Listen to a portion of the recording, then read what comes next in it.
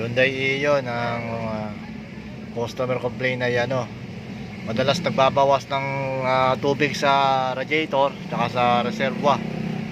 So doon ka muna sa basic, tingnan mo muna kung may tagas yung yung cooling system. Pag wala, doon sa mismong radiator ka muna, radiator cap. So tingnan natin.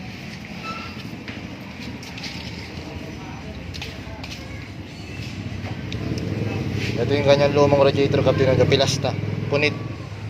Yan ang dahilan ng ng pagbabawas ng tubig. Ito na yung bago.